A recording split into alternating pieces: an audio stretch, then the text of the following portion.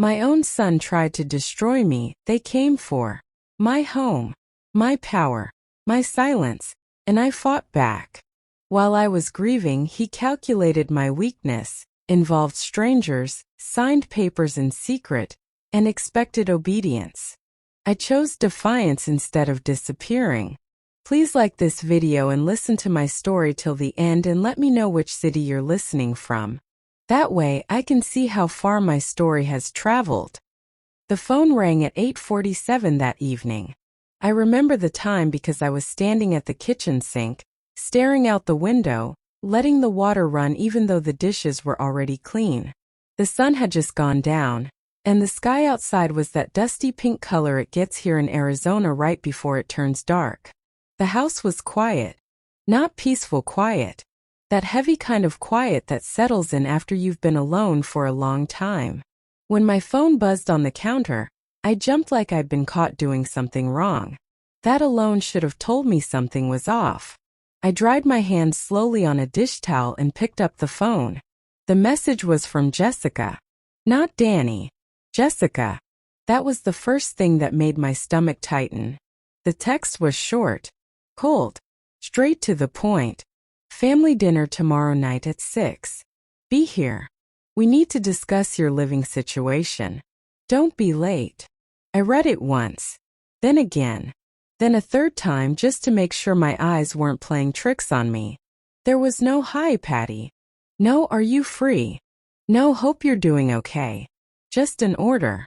Like I was a kid being called into the principal's office. Your living situation. I stood there in my kitchen, phone in my hand, feeling my heart start beating faster for no clear reason. What the hell was that supposed to mean? I lived in my own house. The house my husband and I bought together. The house I paid for. The house I'd lived in for more than 4 decades. My house. Not theirs. Not anyone else's. I set the phone down on the counter and walked toward the back door. Stepped outside onto the patio and took a deep breath. The air was warm. Still. My garden looked peaceful. Tomato plants heavy with fruit. Roses blooming like they always did. This was my place. My safe spot. And suddenly something inside me didn't feel right. That sick feeling in your stomach, the one you can't explain, started creeping in. I'd felt it before. The night before Frank's heart attack. That same tightness. That same sense that something bad was coming, even though I didn't know what. I picked up the phone again and typed back. My fingers were shaking, even though I told myself I was being silly. What is this about?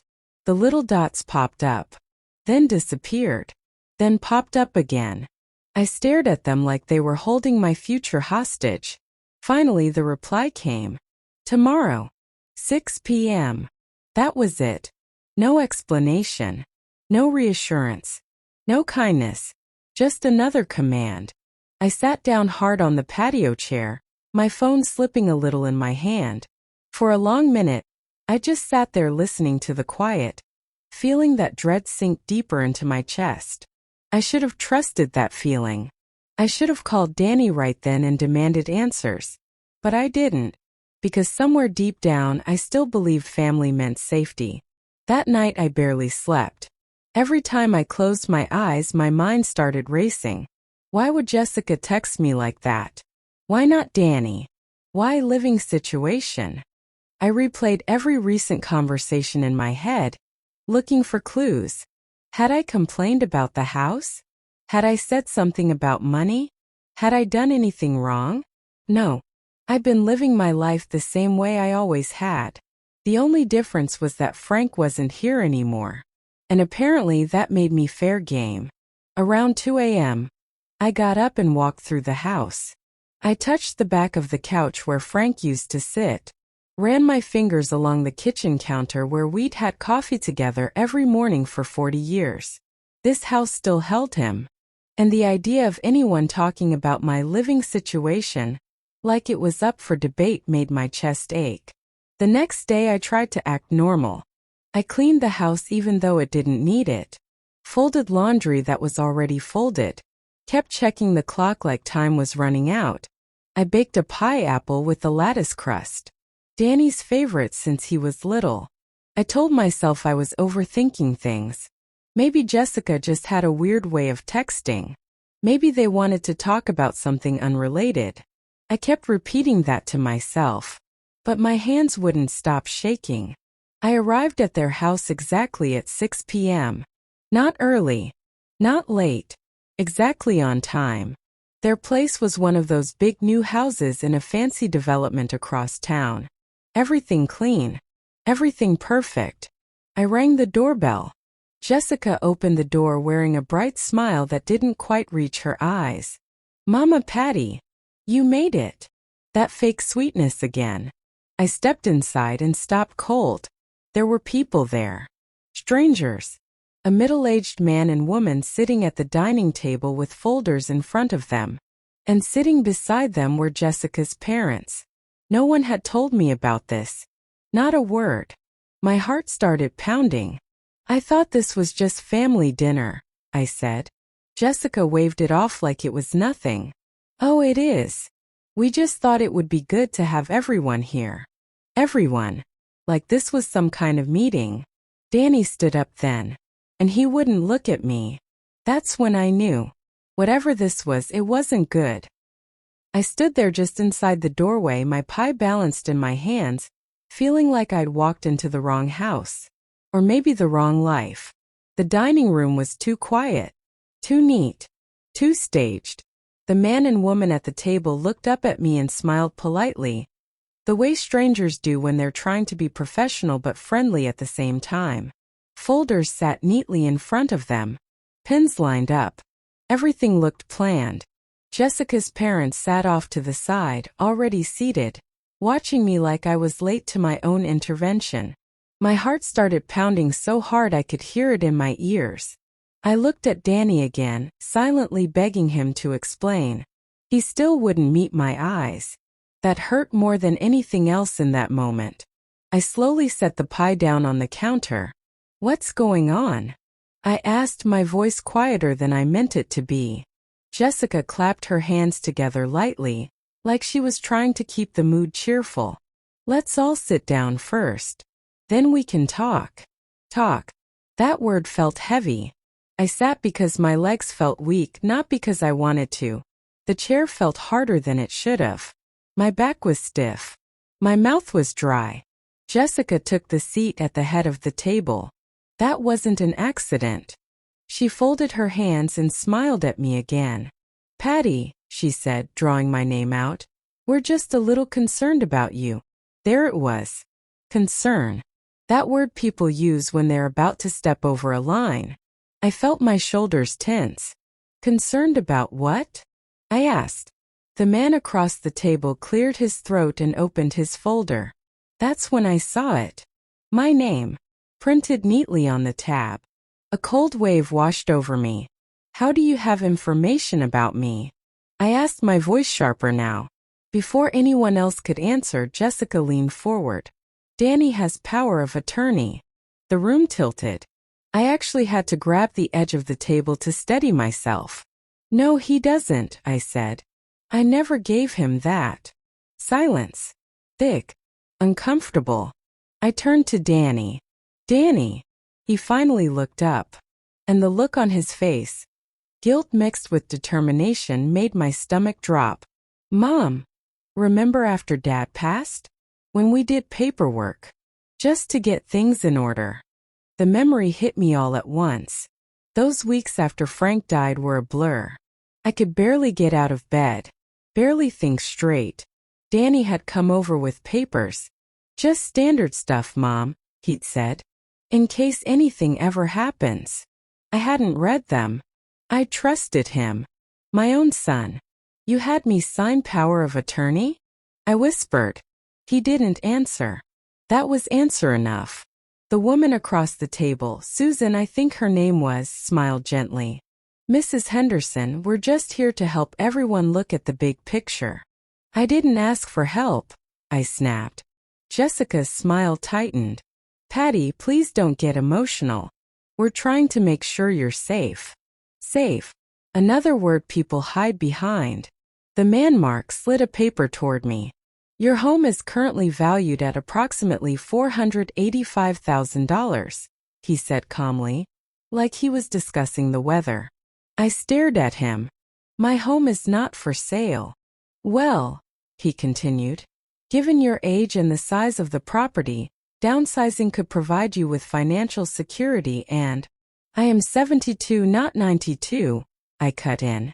And I'm perfectly capable of taking care of myself. Danny finally spoke again. Mom, we're just thinking long-term.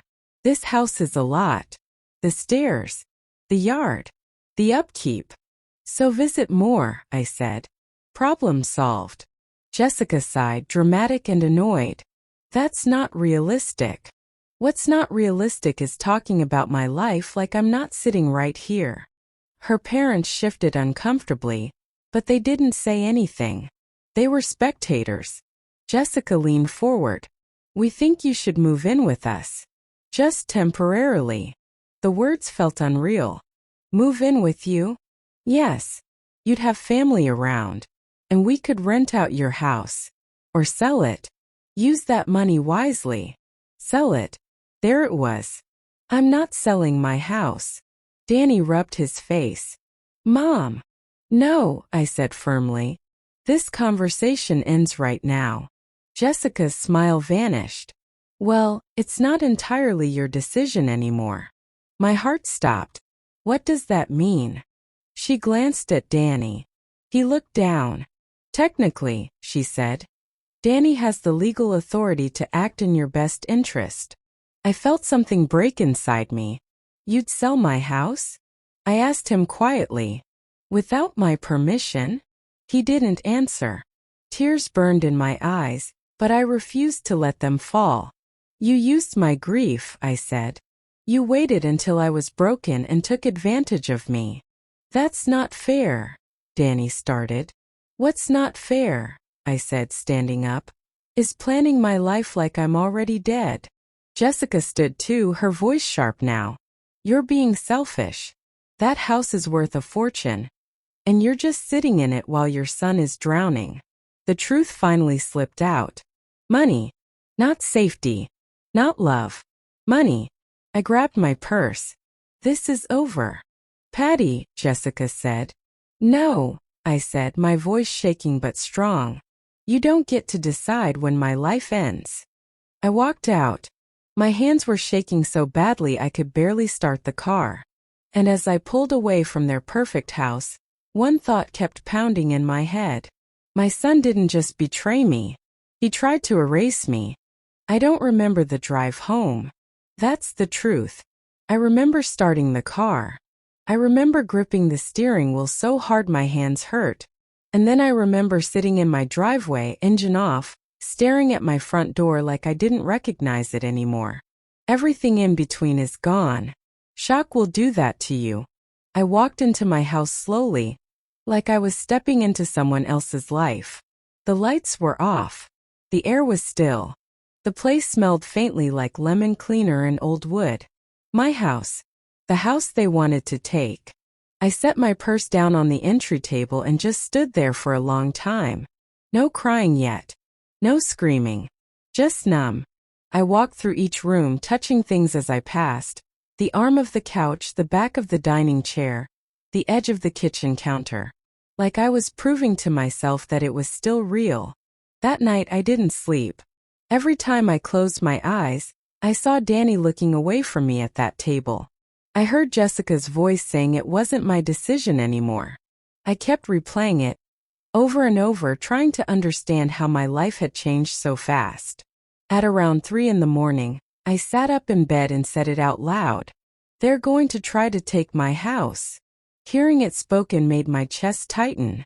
Because once a thought turns into words, it becomes real. The next morning, I woke up exhausted but wired. Like my body knew I couldn't afford to fall apart. I made coffee and sat at the kitchen table, staring at the sunlight creeping across the floor. This was where Danny used to do his homework. Where Frank and I drank coffee every morning. Where Lily colored pictures and told me stories about school. And suddenly it felt like it was all under threat. My phone buzzed around 9. Danny. I didn't answer. A few minutes later, another buzz. Jessica. I didn't answer that either. Then the texts started coming in. Mom, last night got heated. We need to talk. You misunderstood everything. We were just trying to help. Help. That word again. I stared at the screen, my hands shaking. I wanted to scream. I wanted to throw the phone across the room. I wanted to pretend none of this was happening. Instead, I put the phone face down on the table. If I answered, they'd control the conversation. And I was done being controlled. Around noon, I went outside and tried to work in the garden. I figured dirt and sunshine might calm me down. It didn't. Every sound made me jump. Every car passing by made my heart race. I kept thinking they might show up. That they'd try to pressure me again. That they'd corner me when I was alone. That thought scared me more than I wanted to admit. My friend Margaret, who lived 3 doors down, noticed me pacing in the yard. She came over with 2 iced teas and that look on her face. The one that said she knew something was wrong. "Patty, honey, what's going on?" she asked. I tried to brush it off, but the words spilled out anyway. Everything. The dinner. The strangers. The power of attorney.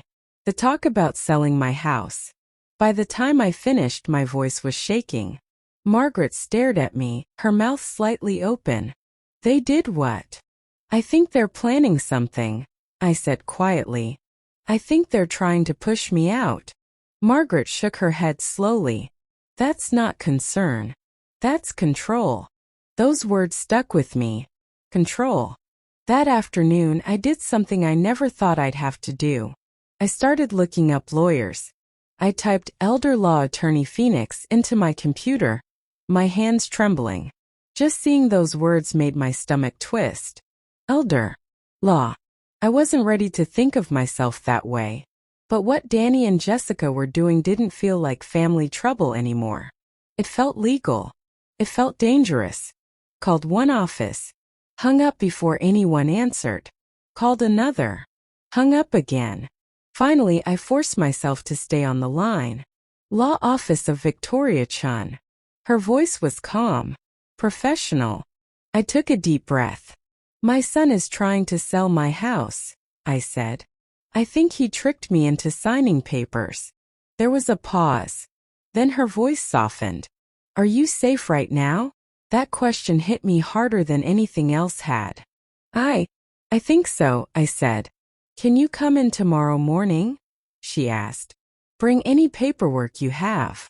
"Yes," I said. "I can." When I hung up, my hands were shaking, but for the first time since the dinner, I felt a tiny bit stronger. I wasn't alone anymore. That night, Danny showed up at my door. No call. No warning. Just knocking. Hard. My heart jumped into my throat. I didn't open the door. "Mom," he called. "I know you're home." I stood in the hallway, frozen. "Please," he said, his voice softer now. "We need to talk." I didn't move. After a moment, his tone changed. "You're making this bigger than it needs to be," he said. "You're being stubborn." Stubborn. That word made my blood boil. "I raised you," I said through the door, my voice shaking but loud. "I didn't raise you to do this to me." There was silence on the other side. Then footsteps. Then his car pulling away. I locked every door that night. Every window. And for the first time in my life, I felt afraid in my own home. By morning, fear had turned into something else. Anger. Clear, steady anger. They had crossed a line. They had underestimated me. And they had forgotten something important. This house didn't just belong to me. It was protected by 43 years of love, sacrifice, and strength. And I wasn't giving it up without a fight. I barely slept that night. Every sound in the house felt louder than it should have been. The hum of the refrigerator. The creak of the floor when the air shifted. Even my own breathing sounded too loud in the dark. I kept thinking Danny might come back. Or worse, that Jessica might. I lay there staring at the ceiling, Frank's side of the bed still untouched, and wondered how my life had turned into this so fast. By morning, my eyes burned from lack of sleep, but my mind was sharp. Too sharp. Fear does that sometimes. Flips a switch. I made myself get up, shower, and get dressed like I was going to war. Because in a way I was. Victoria Chen's office was downtown, in a clean glass building that made me feel small the second I walked inside. I almost turned around, almost told myself I was overreacting, that this was just family drama, that I should go home and try to fix it the normal way. But then I remembered Jessica's voice. It's not really your decision anymore. And I stayed. Victoria herself came out to greet me. She was calm, sharp, confident. The kind of woman who looked like she didn't scare easily. "Patty?" she asked, holding out her hand. I nodded. She led me into her office and told me to start from the beginning. So I did. I told her about Frank dying, about signing papers while I was barely functioning, about the dinner, the strangers, the threat to sell my house. I watched her face closely while I talked. She didn't interrupt, didn't rush me, just listened. When I finished, she leaned back in her chair. "Patty," she said, "what you're describing is elder financial abuse." The words hit me hard. Abuse. From my own son. "I don't want to believe that," I said quietly. "I know," she replied gently. "Most parents don't. But intent matters less than behavior. And their behavior crossed legal lines." I handed her the folder Danny had given me at the dinner. She flipped through it carefully. "Yes," she said after a moment. "You did sign a power of attorney." My heart dropped. "But," she continued, holding up a finger, "that does not mean your son can do whatever he wants." I let out a breath I didn't realize I'd been holding. "He can't sell my house?" "Not while you are mentally competent and clearly objecting," she said. "If he tried, it would be illegal." I felt tears well up in my eyes.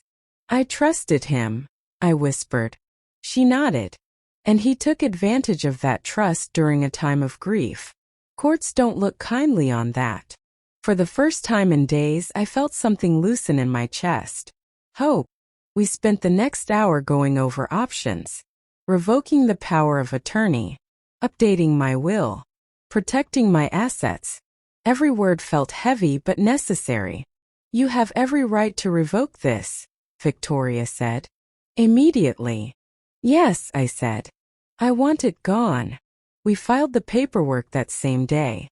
When I signed my name, my hand shook. But not from fear this time. From resolve. I was taking something back. Victoria also suggested a cease and desist letter. "A formal notice," she explained. "Telling them to stop harassing you, stop making plans for your property, and stop contacting you unless through legal counsel." "Will that make things worse?" I asked. "It might make them angry," she said honestly. "But it will also make it very clear that you are not an easy target." I thought about Jessica's eyes when she talked about money. Cold. Calculating. "I want it sent," I said. When I got home that afternoon, my phone was full of missed calls. Danny. Jessica. Danny again. I didn't listen to the voicemails yet. I wasn't ready. Instead, I walked through my house again. But this time it felt different. This time it felt like mine again. I sat at the kitchen table and stared at the doorframe with Danny's height marks. I remembered helping him study for tests, cheering at his school events, holding him when he cried. And I felt a deep aching sadness, not just because he betrayed me, but because I finally saw him clearly. That evening, I listened to the voicemails. Danny sounded angry at first. "Mom, this lawyer thing is unnecessary." Then defensive. "You're misunderstanding everything." Then desperate. "Please call me back. Jess is freaking out."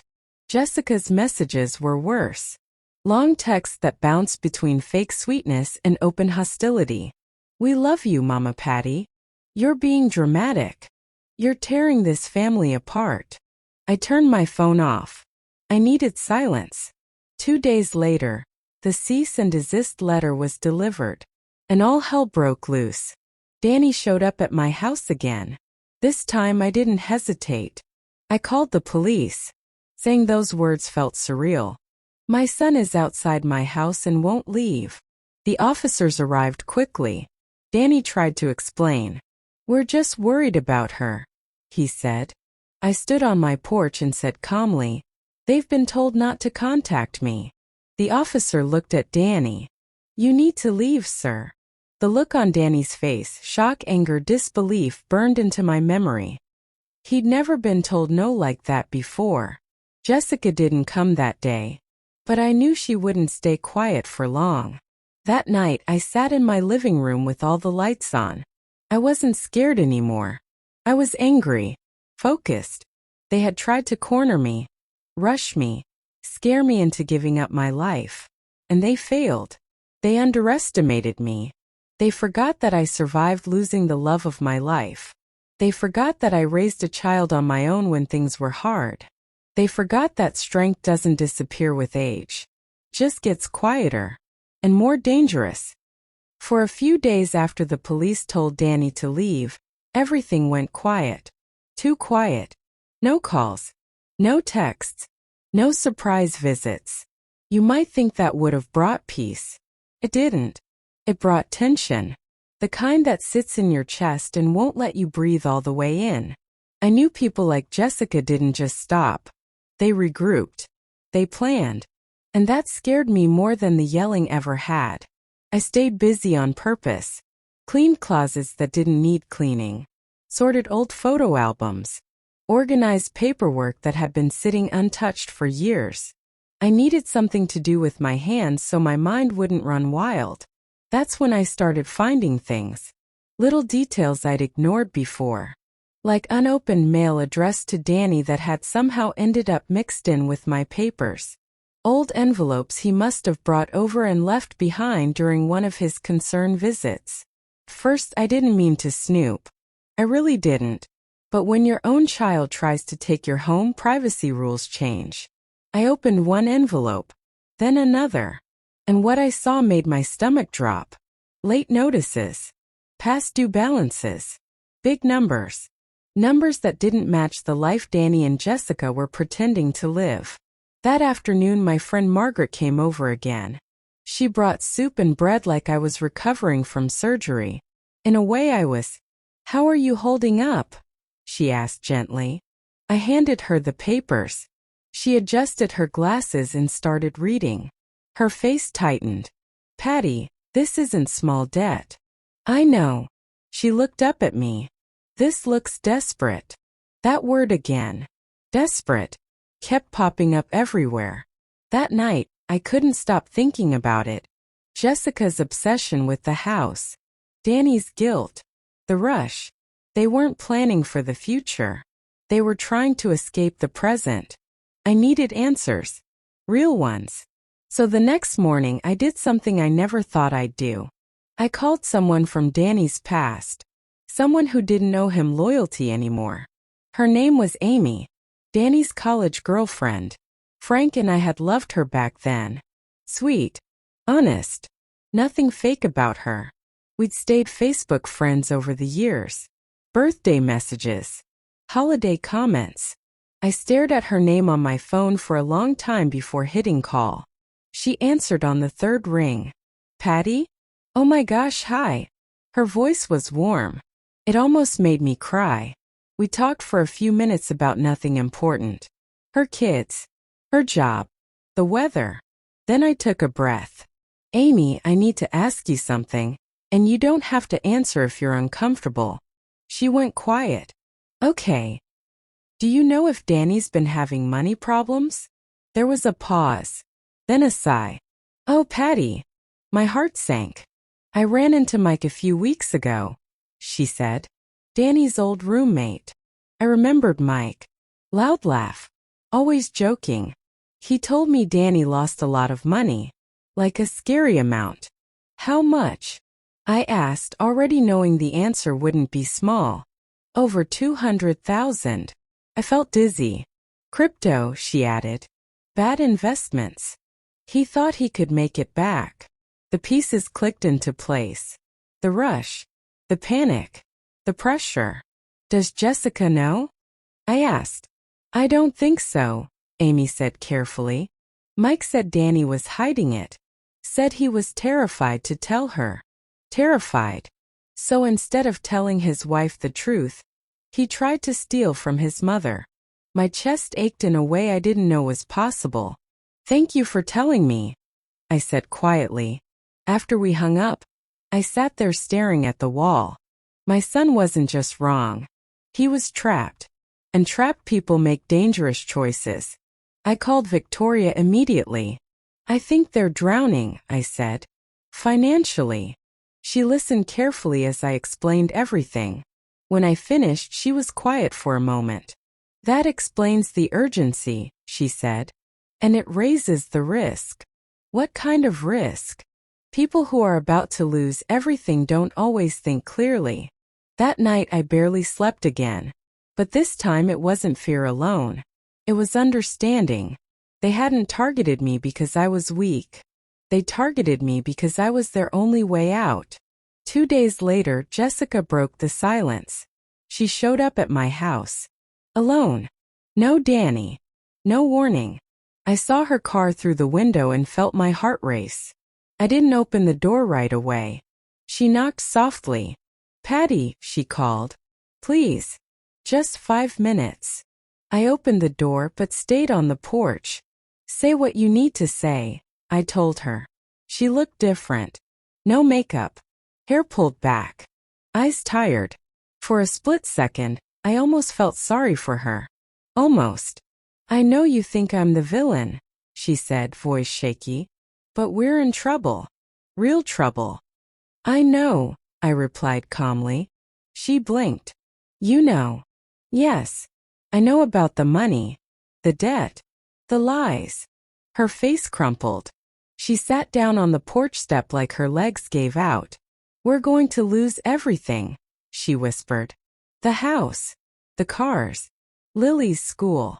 She looked up at me. That house of yours could save us. There it was. Out in the open. I'm not your solution, I said. She stared at me like she couldn't believe it. You'd really let your own son lose everything? I didn't gamble away my future, I said quietly. He did. Her expression changed.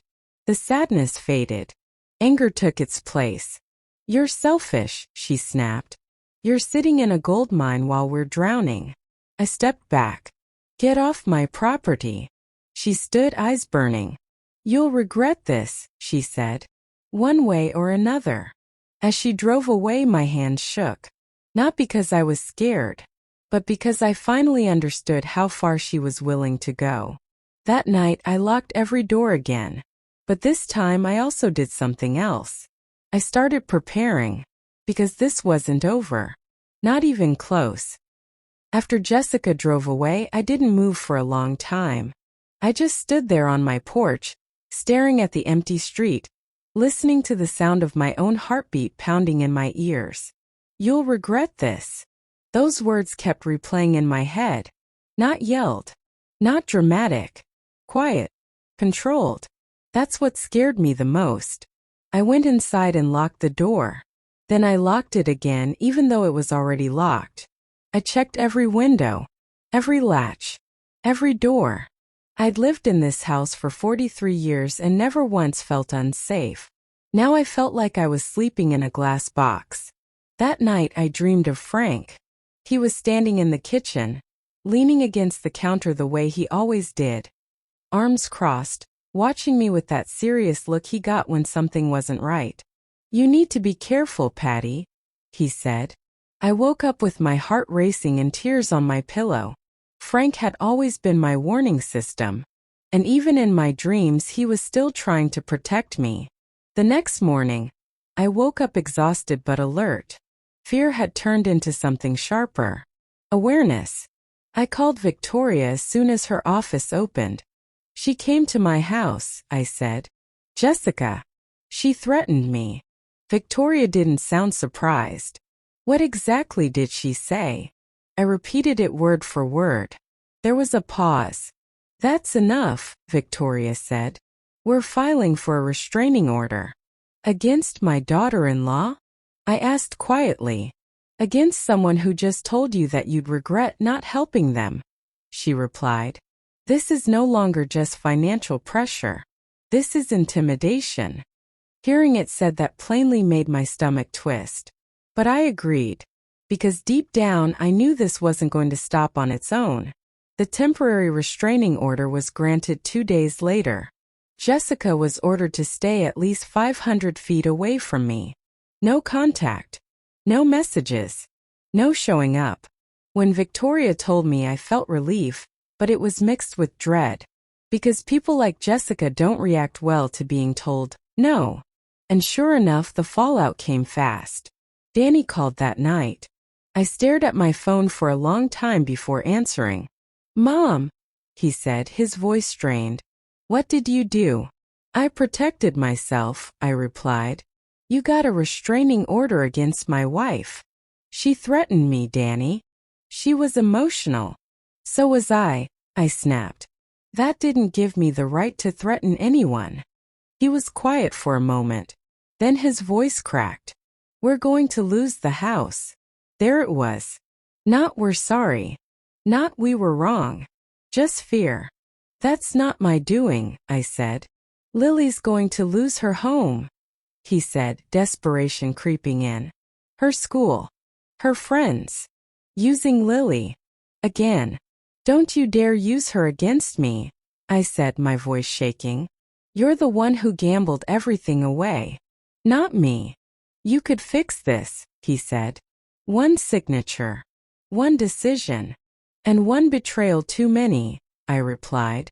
He hung up on me. That hurt more than I expected. The next week was a blur. Jessica stopped contacting me. Legally, she had to. But Danny didn't. He called. He texted. He left voicemails that swung between anger and panic. I don't recognize you anymore. You're choosing money over family. You're ruining us. I saved everything. Victoria told me to. Documentation is power, she said. Then something strange happened. Margaret came over one afternoon looking shaken. Patty, she said, closing the door behind her. I need to tell you something. My stomach dropped. I saw Danny yesterday, she said. At your house. What? I whispered. You weren't home. He was walking around the yard, taking pictures, measuring things. My blood ran cold. He's not allowed to do that, I said. I know, Margaret replied. That's why I thought you should know. That night I called Victoria again. Her voice was tight. That's a violation, she said. Not just harassment. It suggests intent. Intent to do what? I asked. She didn't answer right away. To pressure you further, she said carefully. Possibly worse. I slept with the lights on that night. 2 days later, the truth finally exploded. Danny showed up again, this time during the day. I didn't open the door. Mom, he called through the wood. Please. I need you. I stood there shaking. You need to leave, I said. I lost everything, he said, his voice breaking. The bank's foreclosing. Jess found out about the crypto. I closed my eyes. She knows. She knows everything, he said. She's furious. She kicked me out. Silence hung between us. I have nowhere to go, he added quietly. I leaned my forehead against the door. This was my son. Broken. Ashamed. Terrified. But also the same man who tried to steal my life.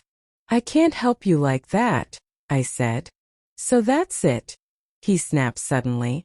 You're just going to let me burn? You lit the fire, I said softly. That's when he said something I'll never forget. If you don't help me, he said, voice low, I don't know what I'll do. My blood ran cold. That sounds like a threat, Danny. I didn't mean. Leave, I said loudly. Now. He left. But the fear stayed. That night, I sat alone in my living room and realized something painful. This wasn't about money anymore. This was about control. And people who lose control can become dangerous. I called Victoria one last time that week. I think they're unraveling, I said. I agree, she replied. And Patty, you need to stay vigilant. I hung up and looked around my house.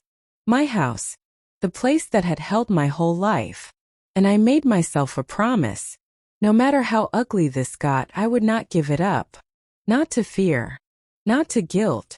Not to blood. Because survival isn't about being nice.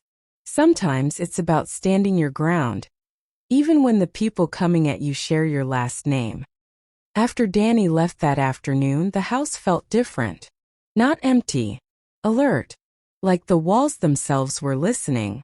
I walked through every room again, not touching things this time, just looking. Really looking. The locks. The windows.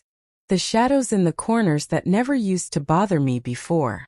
I hated that they'd done this to me. This house had been my sanctuary. My reset button. My place to breathe. Now it felt like a place I had to defend. That night, I didn't bother turning off the porch light. I left every lamp on. I even left the TV playing low in the living room, just to make the house feel alive. I slept on the couch. Not because the bedroom scared me, but because I wanted to be closer to the front door. That realization hit me hard. I was positioning myself in my own home like I expected an intruder. And the worst part? The intruder had my son's face. The next morning, Victoria called early. I need you to listen carefully, she said. Things are moving. Moving how? I asked. Danny's financial situation is worse than we thought. My stomach tightened. The bank filed formal foreclosure paperwork yesterday. That means timelines, pressure, deadlines. So they're running out of time, I said. Yes. And when people run out of time, they make mistakes. I leaned against the kitchen counter and closed my eyes. Victoria, be honest with me. Am I safe? She didn't answer right away. Right now, she said carefully, you're protected, legally. But emotionally and psychologically, they're escalating. I already knew that. I want you to start documenting everything, she continued. Times, dates, words, any contact, even if it's indirect. I already am. Good. Because this is no longer just about defending your house. It's about proving a pattern. A pattern of manipulation, of coercion, of intimidation. That word again. Later that day, I found something that made my hands shake. I was sorting through old files in the hall closet. Insurance papers, tax returns, things I hadn't touched in years, when I came across a thin folder I didn't recognize. Inside were copies. Copies of my deed. My mortgage satisfaction letter. Property tax statements. Copies I hadn't made. My heart started pounding. Danny had access to these at some point. He'd taken them, copied them, studied them. This hadn't been impulsive. This had been planned. I sat down on the floor and just stared at the papers. The betrayal felt deeper now. Not emotional. Strategic. That evening, Margaret came over again. She didn't knock. She used the spare key I'd given her years ago. Don't do that, I said, startled. She raised an eyebrow. You want warning now? I sighed. I guess I do. She sat down across from me at the kitchen table. You look tired, Patty. I am. She hesitated, then said, I saw Jessica today. My heart skipped. Where? At the grocery store. She didn't see me at first. What was she doing? Margaret leaned in, lowering her voice even though we were alone. She was on the phone, crying, loud, saying things like, she's ruining everything, and I won't let her get away with this. My chest tightened. She saw me eventually, Margaret continued. And Patty. The look she gave me wasn't normal. What do you mean? Cold, she said. Like she'd already decided something. That night I barely slept again. But not from fear. From calculation. 2 days later, Victoria called with news. We're moving your will update forward. I thought we already. We did, she said. But I want to strengthen it. How? A trust. One that makes it crystal clear your assets are protected and not accessible through pressure or manipulation. And Danny. She paused. Patty. Do you want him to inherit anything? That question sat heavy in the air. I thought about the little boy who used to fall asleep on my chest. Then I thought about the man who stood outside my door and implied he didn't know what he'd do if I didn't help him. No, I said quietly. Not like this. Okay, Victoria replied. Then we make it airtight. That afternoon, something happened that made everything click. I got a call from a number I didn't recognize. I almost didn't answer. Almost. Hello, I said. Is this Patricia Henderson? A man asked. Yes. My name is Carl. I'm calling from a real estate office. My heart slammed into my ribs. I believe your son reached out to us regarding a potential property listing. I felt cold all over. I am not selling my house, I said firmly. There was an awkward pause. Oh, I see. He indicated he had authority. No, I said sharply. He does not. And any attempt to list or market my property is unauthorized. I understand, he said. Thank you for clarifying. I hung up and immediately called Victoria. They're trying to move without me, I said. They're still trying. Yes, she replied. And now we catch them. That word made my spine straighten. Catch. That night I wrote everything down. The phone call. The paperwork. Margaret's story. Danny's words at the door. I wrote until my hand cramped, because for the first time I understood something important. They thought I was old. They thought I was tired. They thought I'd give in to guilt. What they didn't realize was that grief doesn't make you weak forever. Sometimes it sharpens you. And they had underestimated the woman who survived losing everything once already. As I turned off the lights and headed to bed, one thought settled clearly in my mind. They had made their move. And now it was my turn. The call from the real estate office changed something in me. Up until that moment, part of my brain still wanted to believe this was all just panic. Bad decisions. Fear making people act stupid. But that phone call proved something else. They were still trying. Even after lawyers. Even after police. Even after restraining orders and warnings. That wasn't desperation anymore. That was entitlement. The next morning I woke up with a calm I hadn't felt in weeks. Not peace. Focus. I made coffee and sat at the kitchen table with my notebook open, reading over everything I'd written the night before. Dates. Times. Exact words. Seeing it all laid out like that was sobering. This wasn't one argument. This wasn't a misunderstanding. This was a pattern. And patterns matter. Victoria called just after 9. I spoke with the real estate office, she said. My stomach flipped. What did they say? They confirmed Danny contacted them multiple times, claimed he had authority, asked about fast listings and quick closes. Fast. That word stuck with me. How fast? I asked. 30 days. Possibly less. I closed my eyes. They weren't trying to ease me into anything. They were trying to bulldoze me. That's fraud, Victoria continued. And now we have witnesses. Witnesses. I like the sound of that. What happens next? I asked.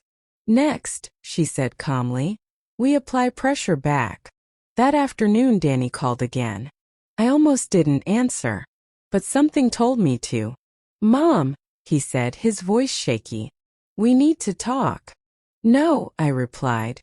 You need to listen. There was a pause. I know you're angry, he said. This isn't anger, I told him. This is boundaries. You don't understand how bad it is, he said. The bank is coming. Jess's parents are freaking out. Everyone's looking at me like I destroyed everything. You did, I said quietly. That silence afterward was heavy. I didn't mean to, he said. But you did, I replied. And instead of owning it, you tried to erase me. That's not fair. You tried to sell my house behind my back. I never actually sold it. You tried, I snapped. And intent matters. He sighed hard. Please, he said. Just meet me. We can talk this out. Absolutely not. If you don't help me, he said, frustration creeping in, I'll lose everything. You already lost something, I said. My trust. He hung up. That evening the doorbell rang. Once, then again. My heart jumped. I checked the window. Jessica, standing there like she owned the place. My pulse spiked. I didn't open the door. She knocked harder. Patty, she called. I know you're home. I grabbed my phone and started recording. Leave, I said through the door. This is ridiculous, she snapped. You're hiding behind lawyers like a coward. You're violating a court order, I said calmly. She laughed. You think that piece of paper scares me? That laugh chilled me. Leave, I repeated. Instead, she stepped closer to the door. You know what? She said, her voice dropping. You brought this on yourself. You could have helped. You could have been a hero. Instead, you chose to be selfish. I felt my hands shaking, but I didn't back down. I chose to survive, I said. Now leave. She leaned in close to the door. You think this is over, she whispered. It's not. I didn't respond. I called the police. They arrived within minutes. 2 officers. Calm. Professional. Jessica's attitude flipped instantly. Oh, thank God, she said, clutching her chest. I'm just worried about her. I stepped outside, phone still recording. She has a restraining order, I said. And she's violating it. The officer asked for identification. Jessica's face went pale. She's lying, Jessica snapped. I handed the officer my phone. He watched the video. Listen. Then looked at Jessica. Ma'am, he said. You're in violation of a court order. Her mouth opened, then closed. They placed her in handcuffs. I watched in silence as they led her to the car. She twisted around to look at me. Her eyes were full of rage. This isn't over, she hissed. The officer shut the door. And just like that, the power shifted. Danny called an hour later. Mom, he said, panic flooding his voice. They arrested Jess. She shouldn't have come here, I replied. You did this, he shouted. No, I said calmly. She did. She's my wife. And I'm your mother, I said. Or did you forget that? He didn't answer. The next few days were chaos. Jessica was released with conditions. Stricter ones. No contact. No proximity. Victoria filed additional motions. Harassment. Intimidation. Attempted fraud. The walls were closing in. Then the truth finally exploded. Danny showed up at my house again, but this time he looked broken. Hair uncombed. Eyes red. Shoulders slumped. I didn't open the door. Mom, he said softly. I lost everything.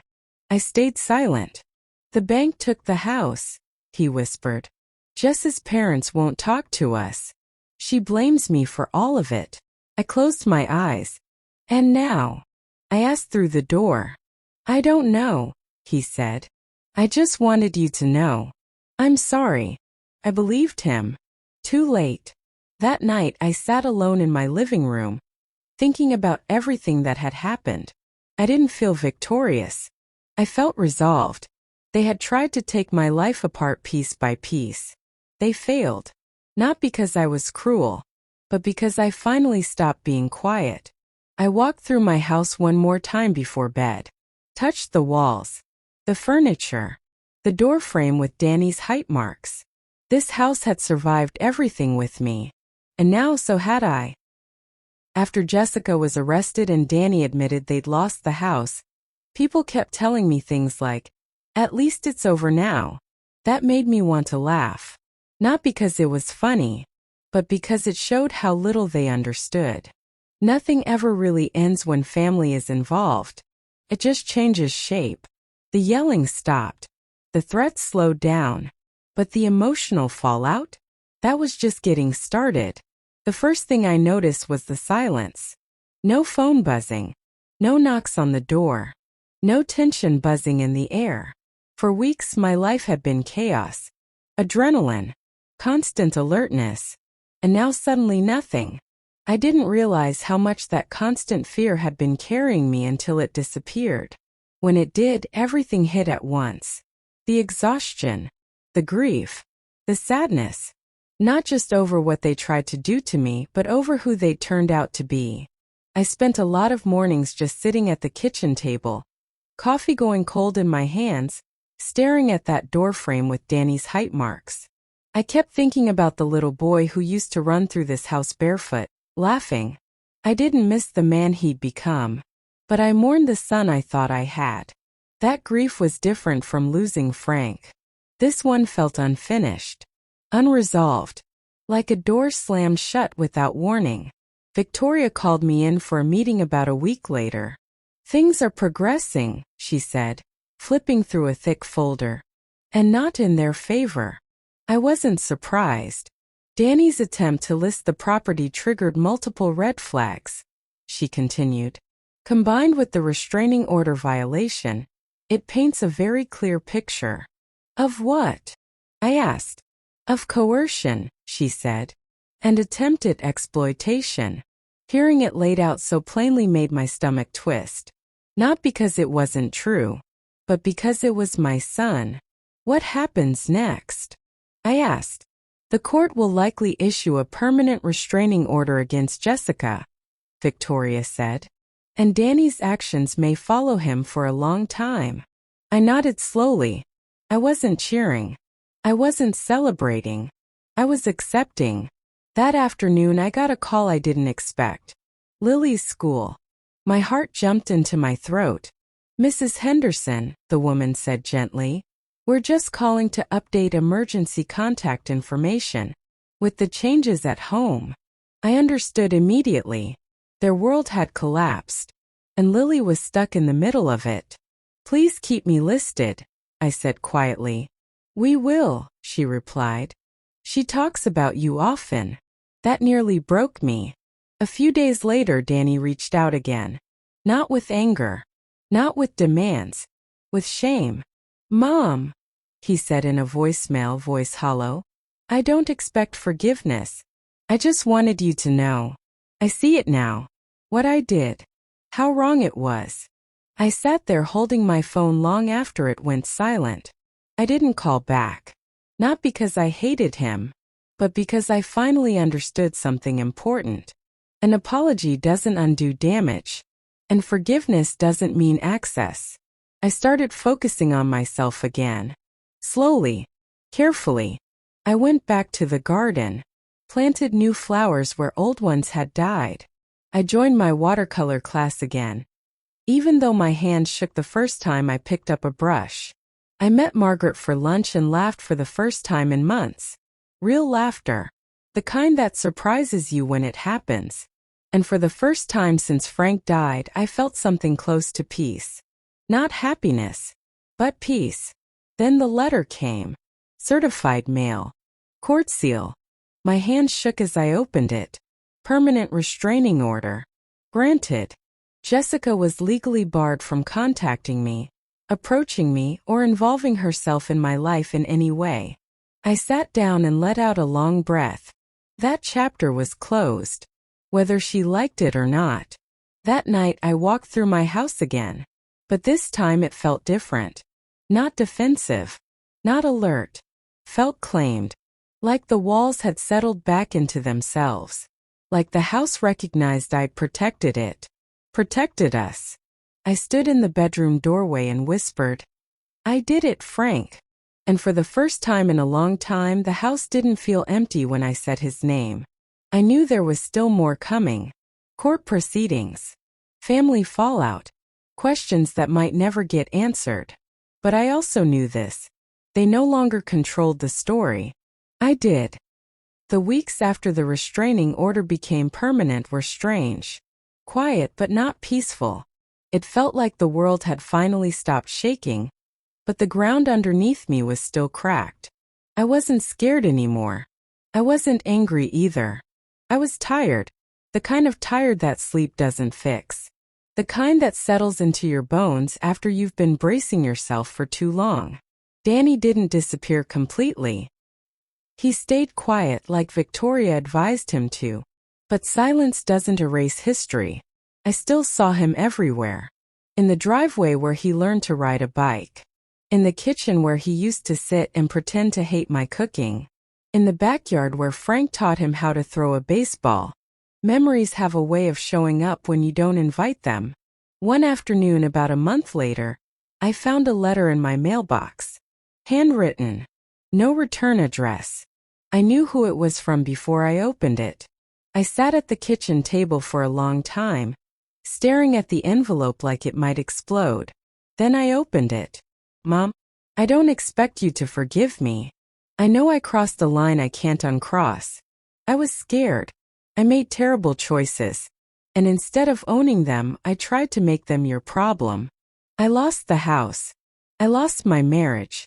I lost your trust. I know now that the worst thing I lost was myself. I just want you to know I'm sorry. Danny. I read it twice. Then I folded it back up and set it down. I didn't cry. That surprised me. I felt sad, deeply sad, but there were no tears left for this. I had already cried them all out. Margaret came over later that day. She noticed the letter on the table. You hear from him? She asked gently. Yes, I said. She waited. He apologized, I added. And it doesn't change anything. She nodded. That's called boundaries, she said. People confuse them with punishment. They're not. I let that sink in. A week later, Victoria called with the final update. Everything is resolved, she said. The restraining order stands. No further action from their side. No more attempts. So that's it? I asked. That's it, she confirmed. I thanked her and hung up. I expected relief. Instead, what I felt was clarity. That night, I sat on the porch as the sun went down. The sky turned orange, then pink, then purple. Frank loved sunsets. He used to say they reminded him that endings didn't have to be ugly. I thought about everything that had happened. How close I'd come to losing my home. My independence. My dignity. How easily love had been twisted into leverage. And how strong I'd had to become just to stay standing. A few days later, Lily called me. Her voice was small. Grandma? She asked. Yes, sweetheart. I miss you. My chest tightened. I miss you too. Mommy says things are complicated. That sounded like Jessica. They are a little complicated, I said gently. But that doesn't change how much I love you. Can I see you soon? She asked. I closed my eyes. Yes, I said. We'll figure that out. And I meant it. Because whatever mistakes the adults made, Lily didn't deserve to lose her grandmother. Life slowly started feeling like mine again. I repainted the guest room. Got rid of old things I didn't need anymore. I planted a new tree in the backyard, something Frank and I used to do for big moments. This one was for survival. For staying. For choosing myself. One morning while watering the garden, I realized something important. I wasn't waiting anymore. Not for apologies. Not for explanations. Not for permission. I'd spent so much of my life being patient, being understanding, putting everyone else first. And that kindness had almost cost me everything. There's nothing wrong with being loving. But love without limits is how people get hurt. I wrote Danny back. Just once. One page. No accusations. No anger. No reopening wounds. Just truth. Danny, I hear your apology, and I believe you mean it. But forgiveness doesn't mean pretending nothing happened. I need distance. I need safety. I need peace. I love the boy you were. I'm still learning how to feel about the man you became. Take responsibility for your life. That's the only way forward. Mom. I mailed it the next day. And that was it. The house feels different now. Not haunted. Not heavy. Strong. Like it knows it survived something. Sometimes I sit in the living room and just listen to the quiet. Not the scary kind, but the calm kind. The kind that comes after a storm. I don't know what the future holds. I don't know if Danny and I will ever have a real relationship again.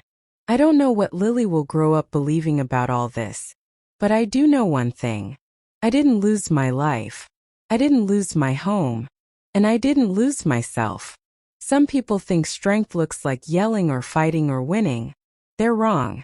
Sometimes strength looks like saying no, even when your heart is breaking.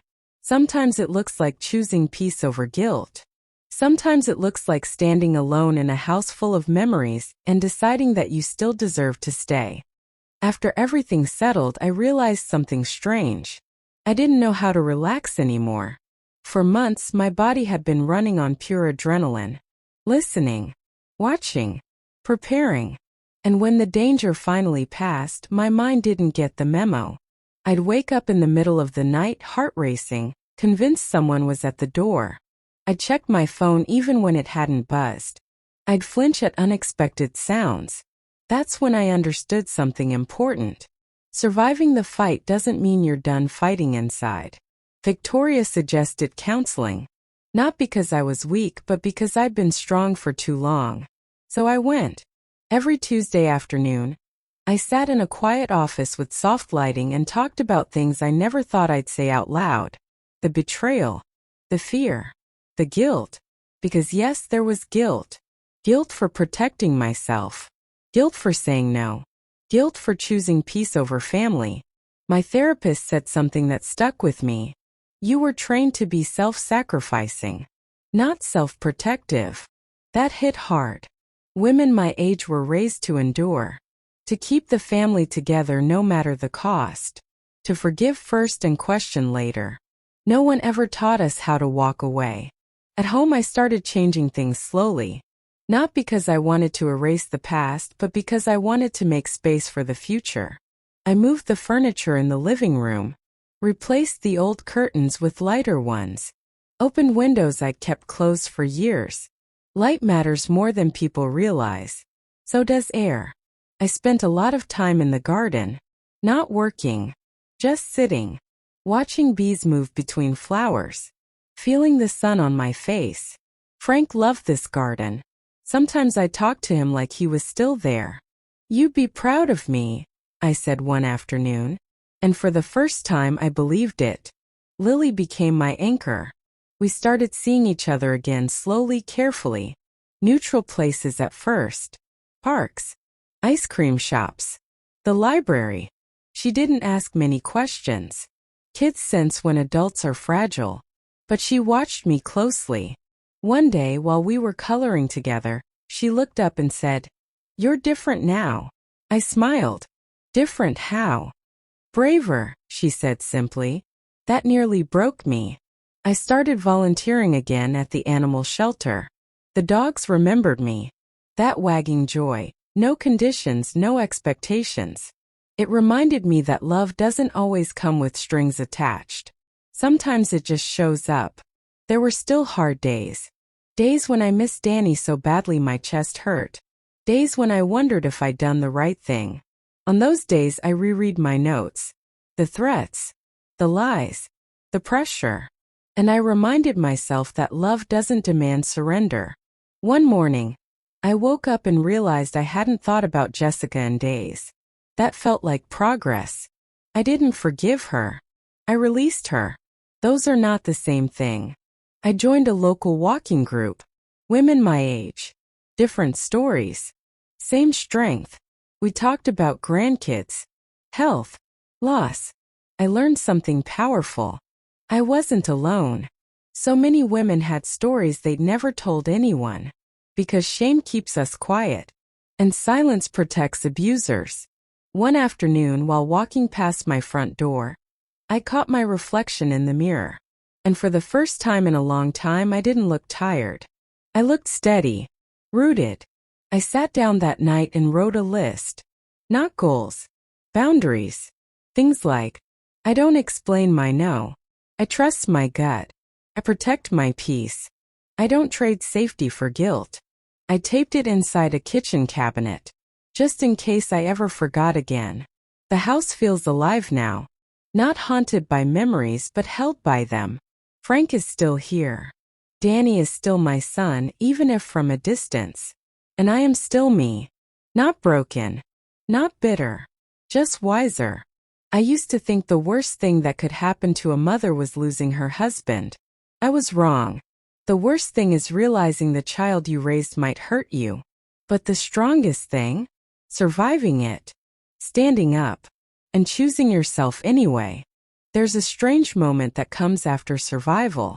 It's not loud. It doesn't announce itself. It's quiet. It shows up one ordinary day when you realize you're no longer waiting for the next hit. That moment came for me on a Tuesday morning. I was standing in the kitchen making toast when I noticed something small but powerful. My hands weren't shaking. For months, I'd lived with this tiny tremor I pretended not to notice. Anxiety hiding in my body even when my mind said I was fine. That morning it was gone. I stood there longer than necessary, just feeling my own stillness. That's when I knew. I was finally healing. Healing isn't dramatic. It doesn't look like movies. It looks like grocery shopping without checking over your shoulder. It looks like answering the phone without your heart jumping. It looks like sleeping through the night. Little things. Life things. I started saying yes to myself more. Yes to rest. Yes to joy. Yes to things I'd put off because I was always taking care of someone else. I took a short road trip by myself, just 2 days, something I'd never done before. I stayed in a small hotel with white sheets and a balcony overlooking nothing special. And I loved it, because for the first time I didn't feel lonely being alone. I felt free. One afternoon, while sorting old boxes in the garage, I found a stack of letters Frank had written me over the years. Just little notes. Love you. Be safe. Don't forget milk. I sat on the floor and read every single one. And instead of crying, I smiled. Because love that's real doesn't leave scars. It leaves strength. Lily stayed over for the first time a few weeks later. We baked cookies. Watched old movies. She fell asleep on the couch with her head on my shoulder. As I carried her to the guest room, I felt something shift inside me. I wasn't just protecting myself anymore. I was modeling something for her. That it's okay to say no. That love doesn't mean surrender. That being kind doesn't mean being weak. That mattered more than anything. Danny stayed distant. That hurt, but it hurt differently now. Not like a wound. Like an old ache you learn to live with. I stopped checking my phone for messages that might never come. Stopped replaying conversations in my head. I accepted the truth I'd been avoiding. Sometimes love means letting go of the version of someone you hoped they'd be. One evening, Margaret and I sat on the porch watching the sky turn gold. You know, she said, you're different. I smiled. You already said that. No, she said. This is different. I laughed. You're not shrinking anymore, she added. You take up space now. That stayed with me. Because for most of my life I'd been taught to be small, quiet, agreeable, grateful. Survival taught me something else. I deserved space. I started speaking up more. At the walking group, at the shelter, even at family gatherings. Not loudly, clearly. And something funny happened. People listened. There were moments of sadness, of course. Grief doesn't disappear. Changes shape. Sometimes it showed up when I least expected it. Like hearing Danny's favorite song on the radio or seeing a father and son laughing together at the park. But grief didn't own me anymore. It walked beside me. One night I stood in the backyard and looked up at the stars. Frank and I used to do that together. I whispered, I'm okay now. And for the first time I didn't feel like I was lying. I stopped explaining my story to people who didn't need to know it. I stopped justifying my choices. I stopped apologizing for protecting myself. Those changes felt small, but they added up to something big. A life that felt like mine again. The house reflected that change. It wasn't frozen in time anymore. It evolved, just like I did. I repainted the front door a deep blue, Frank's favorite color. Planted lavender along the walkway. Every choice felt intentional, grounded. One afternoon, while cleaning out a drawer, I found the list of boundaries I'd written months ago. I read it slowly and realized something important. I was living them now, without effort, without fear. They weren't rules anymore. They were habits. I used to think strength meant holding everything together. Now I know it means knowing what to let go of. I let go of guilt. I let go of control over things I couldn't fix. I let go of the belief that love should hurt. As I look back now, I see a clear line between who I was and who I became. Not because of what they did to me, but because of how I responded. I didn't harden. I didn't become cruel. I became clear. If you'd asked me years ago who I was, I would have said, a wife, a mother, a grandmother. Now I say something different. I'm a woman who survived betrayal. A woman who protected her home. A woman who chose herself. And that's more than enough. Time does something funny after a crisis. First, every day feels heavy. Then suddenly weeks pass without you noticing. Then months. And one day, you wake up and realize the storm that once filled every thought has faded into the background. Not forgotten, but no longer in control. By the time fall rolled around, my life had settled into a rhythm again. Morning coffee on the porch. Walks with my group twice a week. Volunteering at the shelter on Wednesdays. Simple things. Good things. And with each passing week, I felt more rooted in myself than I ever had before.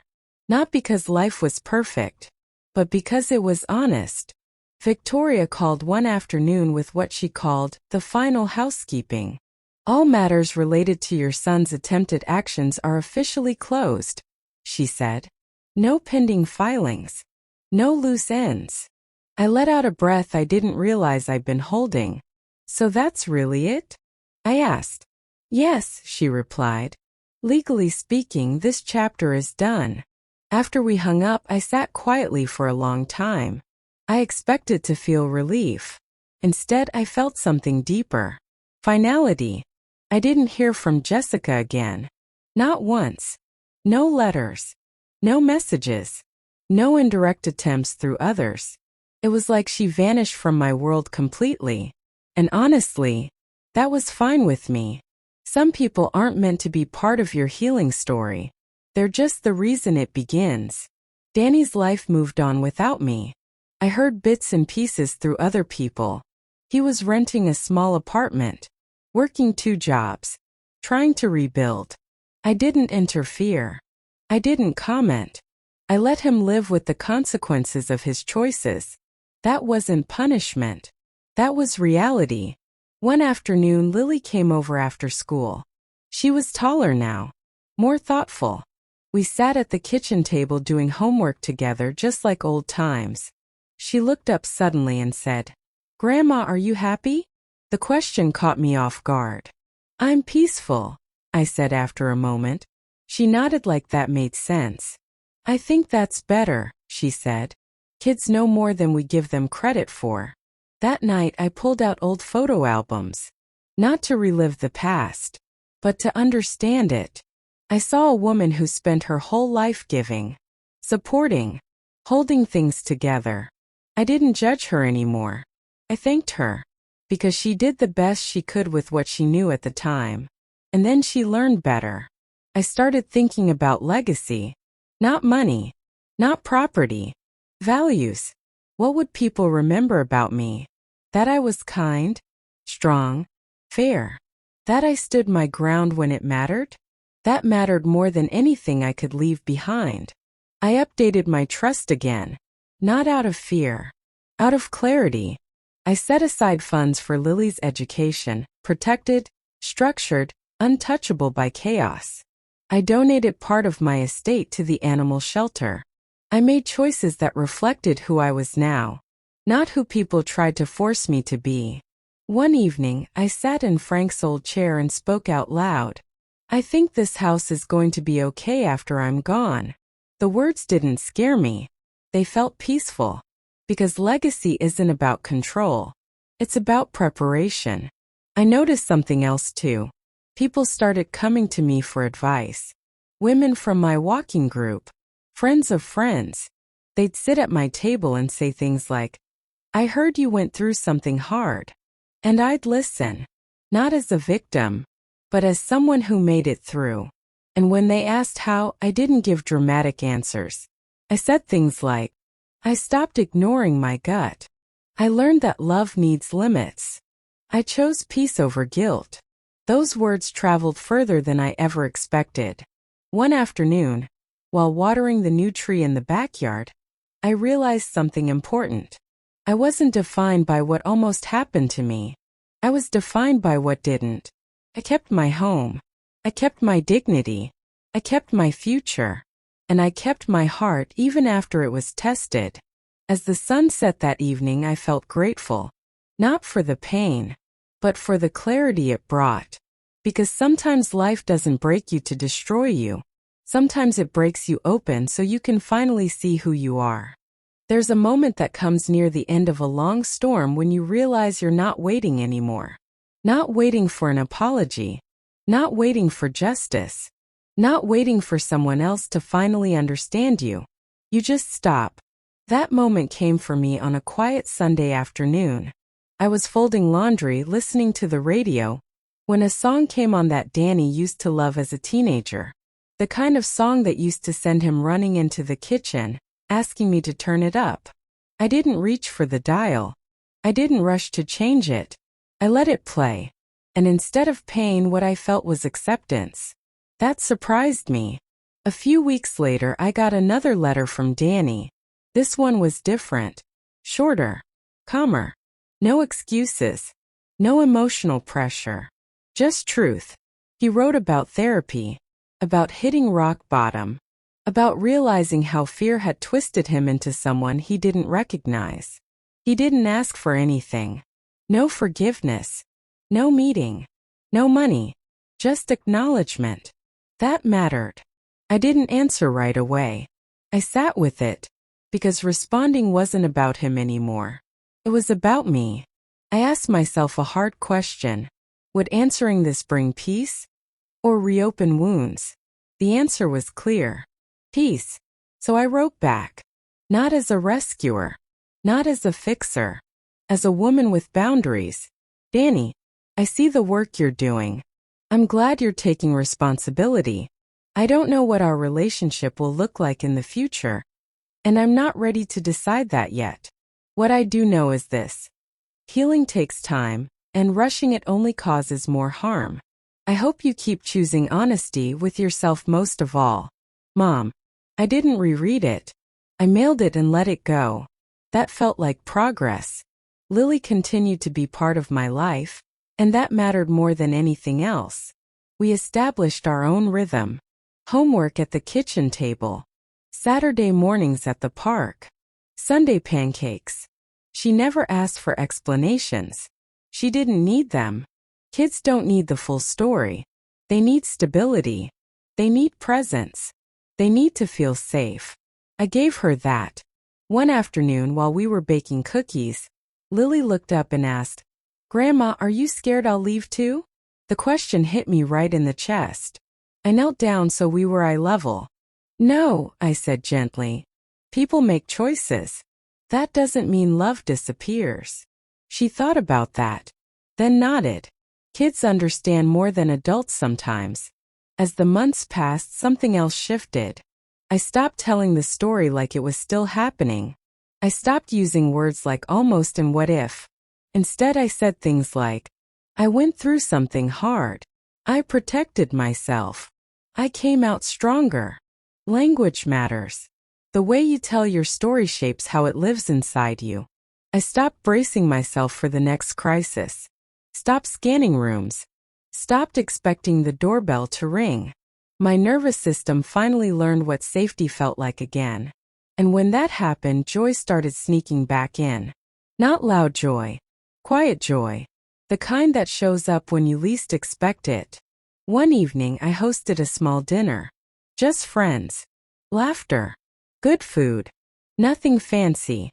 As I stood in the kitchen watching people talk and laugh, I realized something profound. This house wasn't just where I survived. It was where I lived. Fully. Openly. Without fear. I thought about legacy again.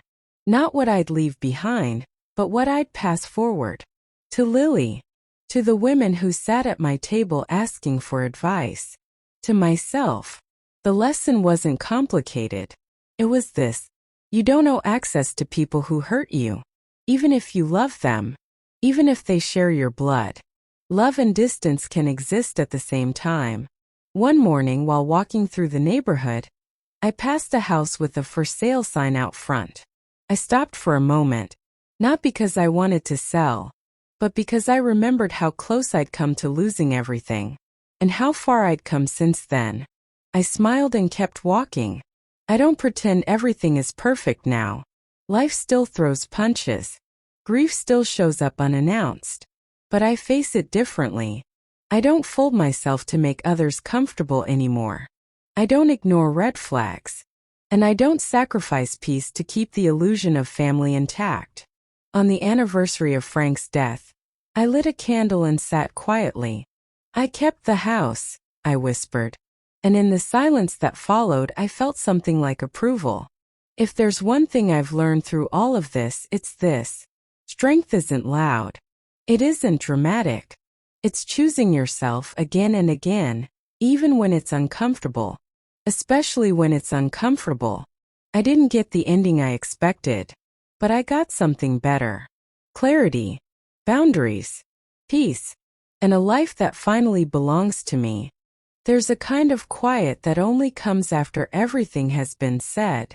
Not the awkward silence that follows an argument. Not the empty quiet of loneliness. This kind of quiet feels earned. That's where I am now. I wake up in the morning, stretch, and breathe without thinking about who might call or what might go wrong. I don't brace myself before opening the door. I don't rehearse conversations in my head anymore. I live. And that still surprises me sometimes. I used to think survival was the hard part. I was wrong. Survival is loud. Keeps you moving. It gives you adrenaline. What comes after survival, that is harder. Because that's when you have to decide who you are without the fight. For a long time, I didn't know how to exist without being needed, without fixing something, without holding everything together. Now I do. And I like her, the woman I've become. Some mornings, I sit on the porch with my coffee and watch the neighborhood wake up. Dogs barking. Kids waiting for school buses. Cars backing out of driveways. Normal life. I used to overlook these moments. Rush past them. Now I let them land. Because peace isn't loud. It whispers. I think back to the woman I was before all this happened. She trusted easily. She explained herself too much. She believed love could fix everything. I don't judge her. She was kind. But she didn't know what I know now. I know now that love without boundaries isn't love. It's a trap. I know now that being a mother doesn't mean sacrificing your dignity. I know now that family can hurt you just as deeply as strangers, sometimes more. And I know now that protecting yourself doesn't make you cruel. It makes you alive. People still ask me how I did it. How I stood my ground. How I didn't give in. How I survived betrayal from my own child. I don't give them dramatic answers. I tell them the truth. I stopped ignoring my gut. That's it. That quiet voice inside that said something isn't right. I finally listened to it. And it saved me. Lily is growing fast. Too fast. She's taller now. Smarter. More aware. Sometimes I catch her watching me the way kids do when they're learning who they want to be. I hope she learns this from me. That love doesn't mean disappearing. That being kind doesn't mean being weak. That saying no can be an act of courage. I don't talk about Jessica anymore. Not because I'm afraid. Because she no longer matters in my story. She was a chapter, not the book. Danny exists at a distance. A respectful one. We exchange occasional updates through careful words and careful timing. No pretending. No rushing. I don't know what the future holds for us. And for once I'm okay with not knowing. One afternoon while cleaning out the garage, I found an old box labeled Someday. Inside were things I'd saved for a future I assumed would just happen. Travel brochures. Hobby supplies. A journal I never wrote in. I sat on the floor and laughed. Someday, I said out loud, is today. I booked a trip. Nothing fancy. Just a place I'd always wanted to see but kept putting off. I didn't ask permission. I didn't explain. I just went. And standing there, alone, calm, grounded, I realized something profound. I wasn't lonely. I was free. There are still moments of sadness. Grief doesn't disappear. It softens. It becomes a companion instead of a wound. Sometimes I miss the idea of the family I thought I had. But I don't miss the fear. I don't miss the pressure. And I don't miss the version of myself who thought she had to earn love by enduring pain. If I could speak to that woman now, the one standing at the kitchen sink when the phone rang at 8:47, I would take her hands and say this. Trust yourself. You are not crazy. You are not selfish. And you are not alone. Because she needed to hear that. This house still stands. Strong. Quiet. Full of light. It didn't just survive the storm. It sheltered me through it. And now it holds a woman who finally knows her worth. I don't know how many chapters one have left. None of us do. But I know how I want them to feel. Honest. Peaceful.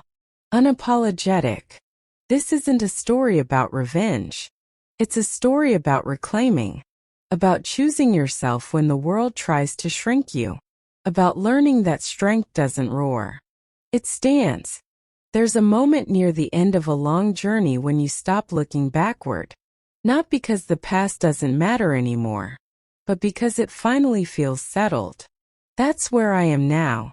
I wake up each morning without a knot in my stomach. I drink my coffee slowly instead of gulping it down like something bad is waiting. I move through my house with ease, not caution. This house isn't a battlefield anymore. It's home again. I still remember that night clearly, standing at the kitchen sink. The phone ringing at 8:47.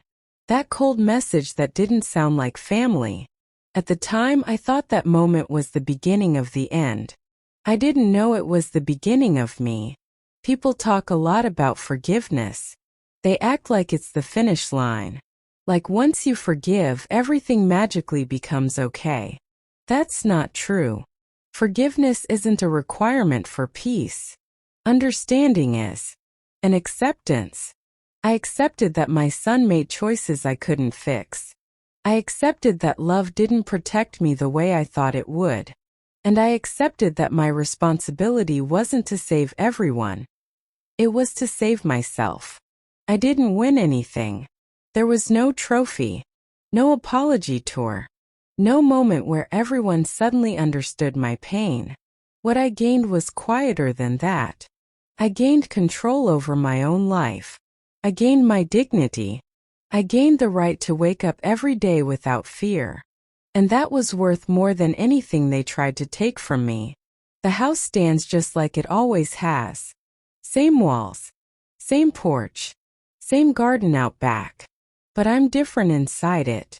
I don't walk carefully anymore. I walk freely. Sometimes when the sun is just right, I swear I can feel Frank's presence. Not like a ghost. Like a memory wrapped in warmth. I tell him about my days. About Lily. about how strong I had to become. And I imagine him smiling, proud not because I survived, but because I stood up. Lily is older now, wiser in that quiet way kids get when they've seen too much too soon. She knows I'm always here. And she knows something else too, something I never had growing up. She knows that love doesn't mean losing yourself. That lesson alone makes everything worth it. Danny exists in my life the way some scars do. Not open. Not bleeding. Just there.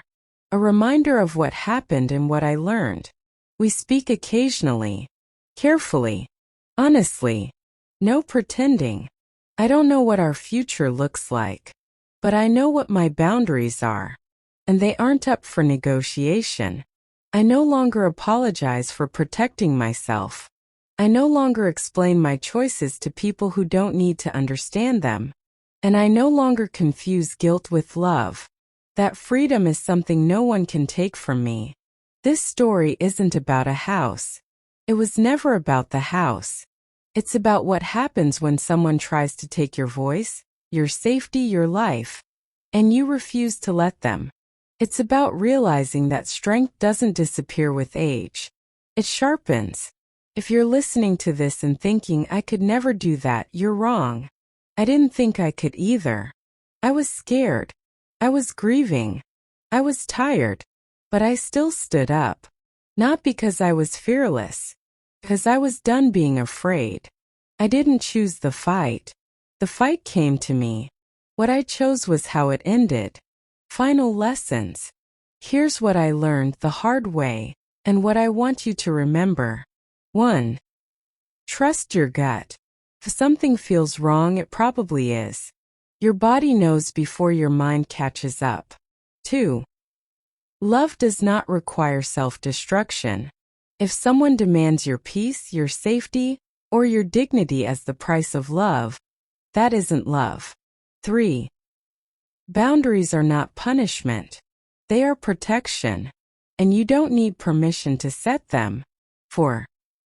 Family doesn't get a free pass to hurt you. Blood does not excuse betrayal. 5.